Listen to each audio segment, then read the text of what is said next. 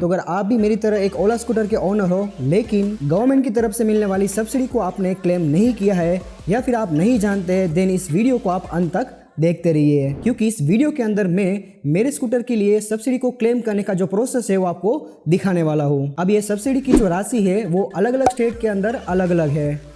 जैसे कि अगर मैं बात करूँ गुजरात की, तो गुजरात गवर्नमेंट दे रही है 20,000। अगर मैं बात करूँ दिल्ली सरकार की, तो दिल्ली दे रही है 14,000 से लेके 20,000 के बीच में। अगर मैं बात करूँ राजस्थान का, तो ये दे रही है 10,000। एंड अगर मैं बात करूँ महाराष्ट्र का, तो वो दे रही है यहाँ पर 5,000। अब सब्सिडी को क्लेम करने का जो प्रोसेस है वो काफ़ी सिंपल है। तो इनके लिए ना तो आपको कोई आरटीओ ऑफिस की चक्कर लगाने की ज़रूरत है, ना तो आपको कोई एजेंट का कांटेक्ट करने का, क्योंकि ये प्रोसेस होने वाली है सिर्फ और सिर्फ हमारे स्मार्टफोन से या फिर कंप्यूटर से।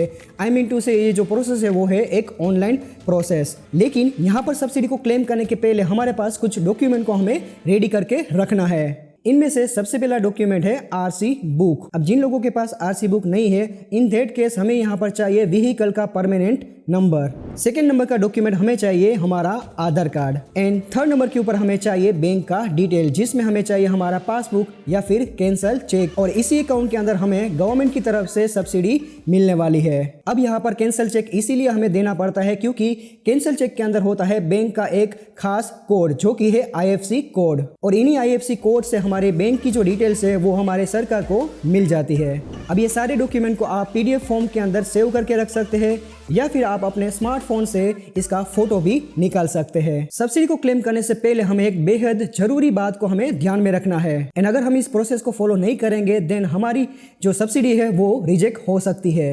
अब यहाँ पर हमें ध्यान ये रखना है कि हमने जिस नाम से हमारे स्कूटर को परचेस किया था उसी नाम का हमें बैंक डिटेल यहाँ पर इस्तेमाल करना है। एंड वन मोर थिंग, अगर आपके पास ओला के अलावा कोई और ब्रांड का EV व्हीकल है, इन दैट केस आप ये सेम प्रोसेस को फॉलो करके अपने लिए जो है सब्सिडी को क्लेम कर सकते हैं, चाहे आपके पास कार हो या फिर स्कूटर। तो चलिए जल्दी से चलते हैं हमारे PC स्क्रीन की तरफ और सीखते हैं कैसे हम सब्सिडी को क्लेम कर सकते हैं। एंड अगर आप लोगों को वीडियो अच्छा लगे देन वीडियो को लाइक कर देना। तो सबसे पहले हमें ये वेबसाइट को ओपन कर लेना है जिसका नाम है डिजिटल गुजरात। डिजिटल गुजरात के अंदर आने के बाद सबसे पहला काम हमें ये करना है कि यहाँ पर हमें एक अकाउंट को क्रिएट करना है। अब अकाउंट को क्रिएट करने के लिए यहाँ पर हम क्लिक करेंगे रजिस्टर। तो अकाउंट को क्रिएट करने के लिए हमें चाहिए यहाँ पर हमारा mobile number, email address and password. Account एक बार सक्सेसफुली बन जाने के बाद यहाँ पर हम क्लिक करेंगे सर्विसेज पर and then citizen services. Page को थोड़ा नीचे हम स्क्रॉल करेंगे और यहाँ पर हमें मिलने वाला है Gujarat state electric vehicle subsidy scheme. So as you can see here, यहाँ पर हमारे पास 3 ऑप्शन है, download form, payment terms and condition and apply online. तो यहाँ पर हमें क्लिक करना है अप्लाई ऑनलाइन बटन पर, बट उसके पहले यहाँ पर हमारे पास होना चाहिए बैंक का पासबुक या फिर cancel cheque. And one more thing, यहाँ पर हमारा EV vehicle FAME 2 subsidy scheme के अंदर आ रहा है या नहीं, जिसको चेक करने के लिए हमें यहाँ पर क्लिक करना है क्लिक हियर बटन पर। And as you can see here, यहाँ पर ओला S1 एंड S1 Pro ये दोनों सब्सिडी स्कीम के लिए एलिजिबल है। तो चलिए जल्दी से हम क्लिक करते हैं अप्लाई ऑनलाइन बटन पर। तो लॉगिन विंडो के अंदर हमें हमारा mobile number and password enter करके हमें लॉगिन कर लेना है।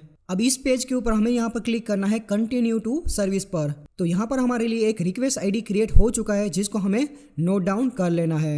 अब इस फॉर्म के अंदर सबसे पहले हमें हमारा पर्सनल डिटेल को यहाँ पर फिल करना है, जैसे कि हमारा first name and last name, हमारा डेट ऑफ बर्थ एंड हमारा mobile number and email address. And साथ में यहाँ पर हमें फिल करना है करंट एड्रेस, जिसके अंदर है हमारा district, taluka and current address. साथ में यहाँ पर हमें पिन कोड को भी ऐड करना है। तो ये सभी इन्फॉर्मेशन को सही तरीके से भरने के बाद यहाँ पर हम क्लिक करेंगे सेव एंड नेक्स्ट बटन पर। अब यहाँ पर हमें एंटर करना है हमारे व्हीकल का परमानेंट नंबर, जो कि है vehicle register number. And enter करने के बाद यहाँ पर हमें क्लिक करना है शो बटन पर। जैसे ही हम यहाँ पर शो बटन के ऊपर क्लिक करेंगे हमारे स्कूटर का जितना भी इन्फॉर्मेशन है RTO रिगार्डिंग वो सब यहाँ पर हम देख सकते हैं, जिसके अंदर यहाँ पर शामिल है chassis number, registration date, vehicle का class, purchase date and many more. इसके बाद यहाँ पर हमें सिंपल क्लिक करना है सेव एंड नेक्स्ट बटन पर। अब यहाँ पर हमें ऐड करना है हमारे बैंक का डिटेल्स, जिसके अंदर सबसे पहला है IFSC कोड। IFSC कोड को यहाँ पर एंटर करने के बाद क्लिक करेंगे हम शो बैंक डिटेल पर। जैसे ही हम यहाँ पर IFSC कोड एंटर करेंगे ये हमारे बैंक का जो डिटेल्स है वो ऑटोमेटिकली यहाँ पर फेच कर लेगा। तो यहाँ पर हमें 2 बार हमारे बैंक अकाउंट नंबर को यहाँ पर एंटर करना है। फाइनली हमें क्लिक करना है सेव एंड नेक्स्ट बटन पर। अब फाइनली यहाँ पर हमें अटैच करना है हमारा पासबुक या फिर कैंसल चेक। अटैच करने के लिए यहाँ पर हमें ब्राउज बटन के ऊपर क्लिक करना है एंड हमारे फाइल को हम सिलेक्ट कर लेंगे।